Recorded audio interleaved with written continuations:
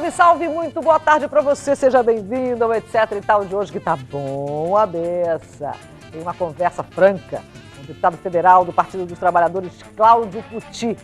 A cantora paraense Fafá de Belém, a nossa Fafá, dá uma entrevista emocionante sobre o Círio de Nazaré. Ela tá cheia de novidades para esse Círio 2011. Você vai conhecer também um projeto Música para Todos que está rodando o Pará, levando música de qualidade gratuitamente para um público que vai dos 8 aos 80 anos. Não sai daí, o Etc e Tal de hoje, muito bom. Já tá lá.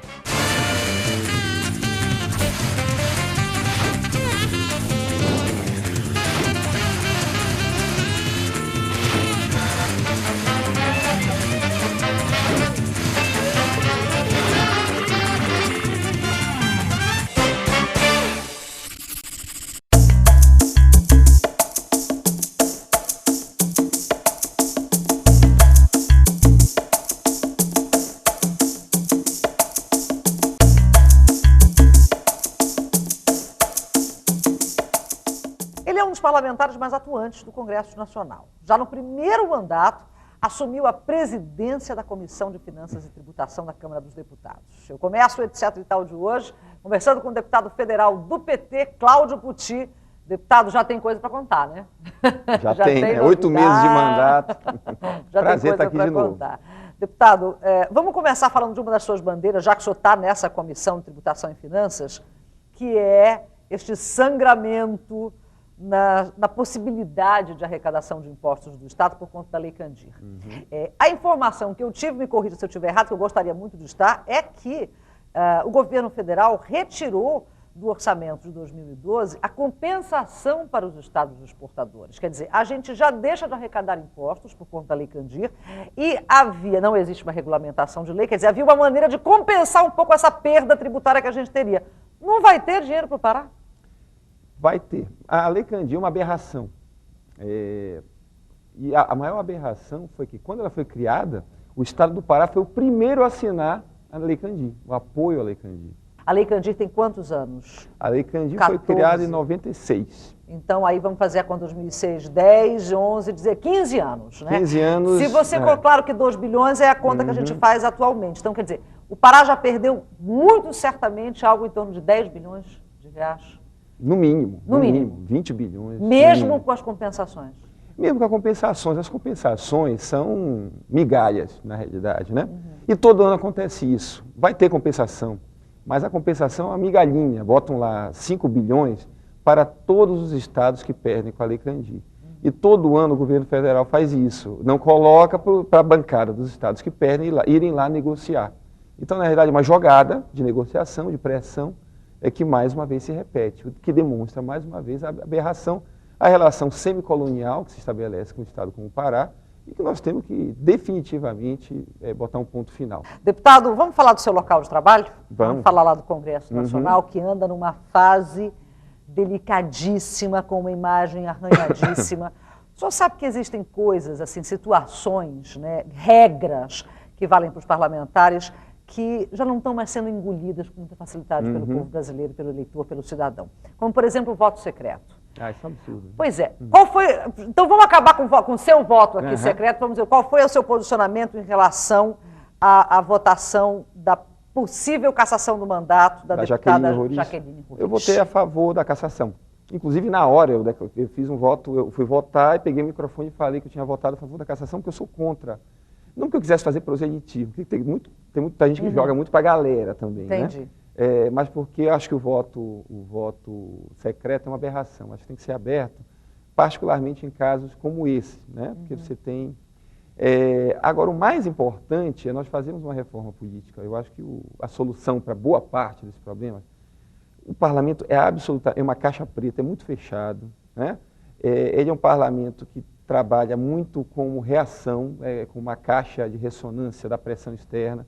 Se depender só do legislativo... Deputado, mais ou menos, desculpe discordar do senhor, mas mais ou menos, sabe? Porque eu acho que hoje em dia o parlamento também, ele é muito provocado, as reações dele também acabam acontecendo, muito menos em função da pressão popular e muito mais em função da mobilização, da movimentação do Executivo, porque hoje realmente, assim, chegou-se ao paroxismo do clientelismo. Toma lá da cá. O partido fulano me apoia, eu dou um ministério. O partido Beltrano me apoia, eu dou uma secretaria. O partido ciclano me apoia, eu dou uma presidência de uma...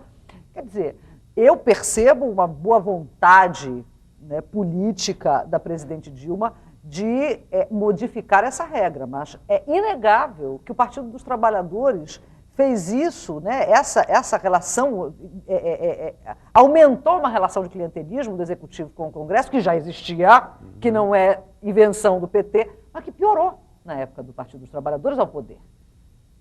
Bem, eu não concordo. Então mas... diga por quê, me convença, que eu quero ser convencida do contrário. Eu acho que você começar a culpar a partir do A, B ou C não é uma maneira boa de começar a conversa. Por quê? Porque o problema está na raiz. Qual é a raiz do problema? A gente precisa de uma reforma política. O que é que cria tudo isso? Primeiro, o que é que gera a eleição de pessoas com perfil de alta renda, comprometido com bancos, comprometido com latifúndio, comprometido com lobbies educacionais, da saúde privada, tudo mais. É o fato que para se eleger tem que ter dinheiro, né? E, portanto, a gente precisa de uma reforma política onde uma pessoa que não tenha dinheiro tenha a chance de disputar a eleição com quem tem dinheiro. O senhor é a favor do voto distrital? Eu não sou a favor do voto distrital. Então, a base é financiamento público de campanha. É necessário que, por exemplo, a Úrsula Vidal, se fosse disputar com o Eike Batista, ela pudesse ter condições igualitárias, minimamente igualitárias, e para isso é justo para a democracia que você possa ter um apoio por parte da sociedade, né, do governo, recursos públicos, para que você possa ter a estrutura mínima de campanha para poder disputar. Isso é fundamental na democracia. Mas segundo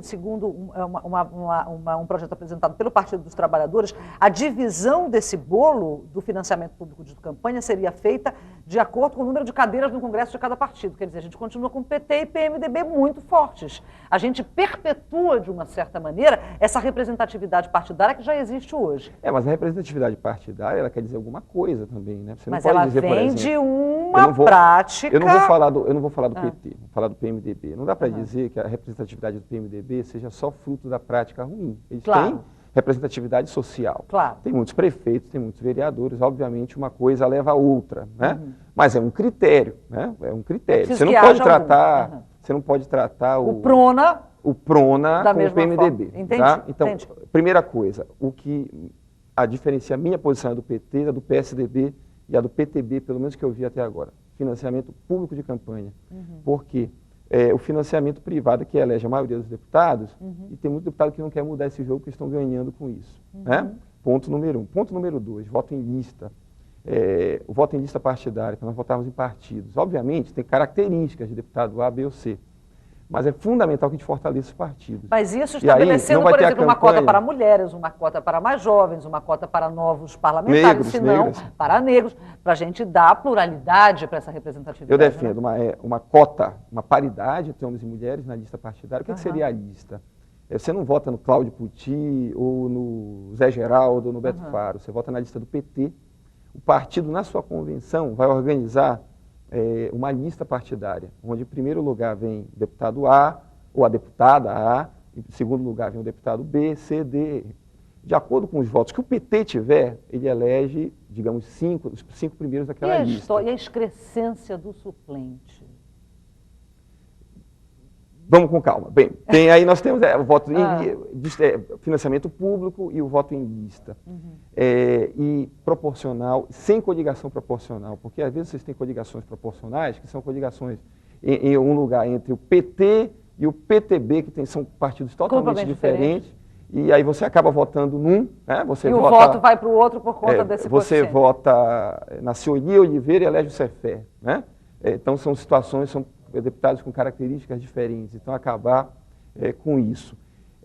Em relação à suplência, a suplência é necessário nós termos suplente. Se alguém falece, se alguém assume outro cargo, você tem que ter a reposição. Mas não o primo, a esposa, o cunhado, o que financiou a campanha, né? O dono da empresa que financiou a campanha. Você está falando do Senado, né? Sim, do Senado, exatamente. Sim, com certeza, é verdade. Existe diferença, existe diferença. Eu acho que o suplente de senador, na proposta do Henrique Fontana, tem que ser o deputado federal mais votado. Entendendo? Aí o deputado federal mais votado, saindo do senador, ele ocupa a vaga do Senado, porque tem muita mais representatividade.